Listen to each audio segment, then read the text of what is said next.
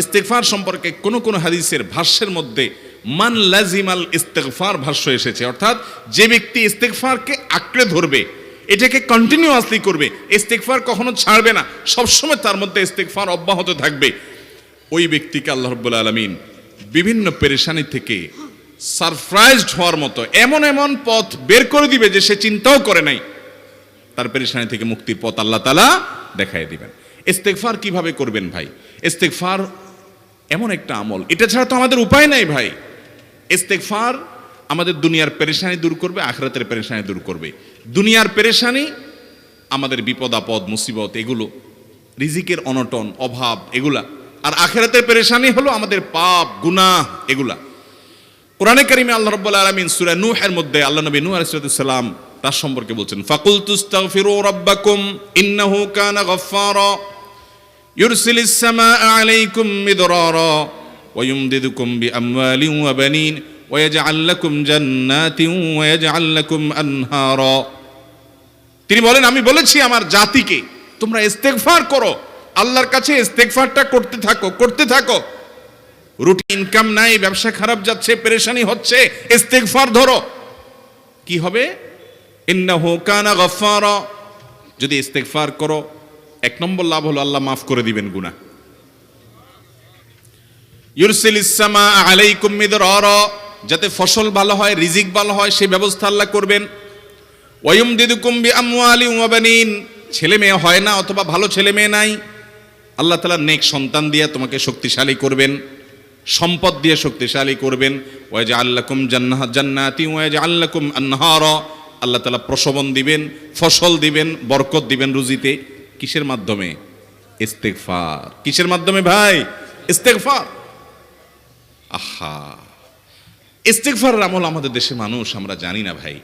এটাও আরবদেরকে আমি দেখেছি, সারাক্ষণ তারা অবসর সময়গুলোতে ইস্তেগফার করতে থাকে, আস্তাগফিরুল্লাহ ওয়া আতুবু ইলাইহি, আস্তাগফিরুল্লাহ আস্তাগফিরুল্লাহ। মানে কি? আল্লাহর কাছে আমি ক্ষমা প্রার্থনা করি, আল্লাহর কাছে আমি মাপ চাই, আল্লাহর কাছে আমি তওবা করি, আল্লাহর দিকে আমি ধাবিত হই, আল্লাহর কাছে আমি ফিরে যাই, আস্তাগফিরুল্লাহ আস্তাগফিরুল্লাহ। আপনি বসে আছেন নিরিবিলি, ভাইরা আমার, এখন আর নিরিবিলি বলতে কোনো সময় নাই, এখন আর ফ্রি টাইম নাই, এখন আর আমাদের অবসর টাইম নাই। আস্তাগফিরুল্লাহ কখন বলবো? মোবাইল টিপতে টিপতে টিপতে টিপতে, ফেসবুকের নোটিফিকেশন দেখতে দেখতে দেখতে, লাইক কমেন্ট গুনতে গুনতে আমাদের এখন কোনো ফুরসত নাই। বাহিরে তো নাই, টয়লেটে গেলেও তখন আমাদের ব্যস্ততা মোবাইল নিয়ে, ফেসবুক নিয়ে, ঘুমাইতে গেলেও আমাদের ব্যস্ততা। ও ভাই আমার, অথচ আমার হায়াত শেষ হয়ে যাচ্ছে, আমল নামার শূন্য খালি, ফেসবুক টিপাটিপিতে পরিপূর্ণ। আল্লাহর কাছে কি নিয়ে যাবেন? ইস্তেগফার করবেন তো ইনশাআল্লাহ? অবসর সময় ইস্তেগফার করবেন তো ইনশাআল্লাহ? নিরিবিলি আছেন, একাকী আছেন, ইস্তেগফার চালায় দেন। 10 সেকেন্ড টাইম পাইছেন, ইস্তেগফার শুরু করে দেন।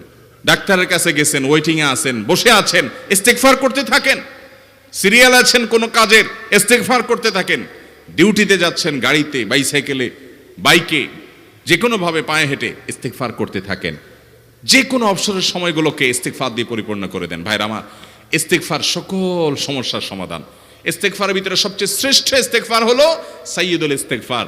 সাইয়্যিদুল ইস্তেগফারটা যদি মুখস্থ না পারেন, অন্তত লিখিত ভার্সনটা পড়েন। সাইয়্যিদুল ইস্তেগফারের যে অর্থ, এটার যে মর্ম, বড় হৃদয়গ্রাহী ভাই, বড় মর্মস্পর্শী।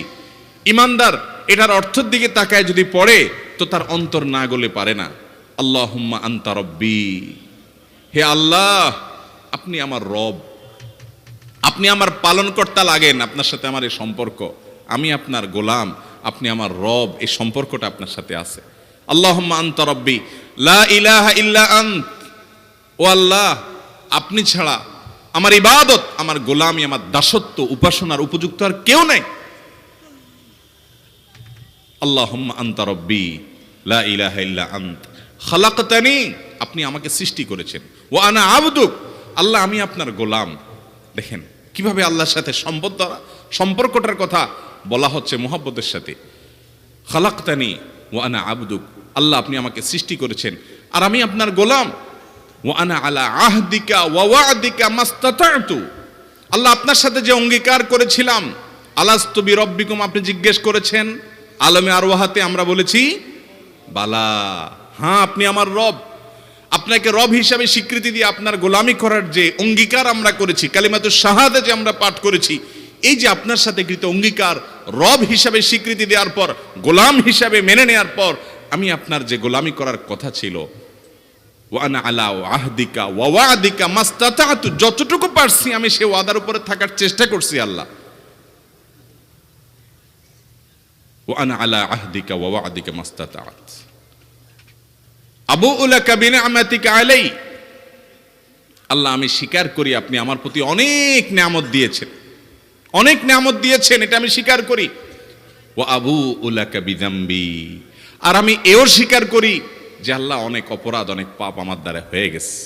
ফাগফিরলি, অতএব আপনি আমাকে মাফ করে দেন। ফাইন্নাহু লা ইয়াগফিরুয যুনুবা ইল্লা আনতা, কারণ আপনি ছাড়া আর কেউ গুনাহ ক্ষমা করতে পারবে।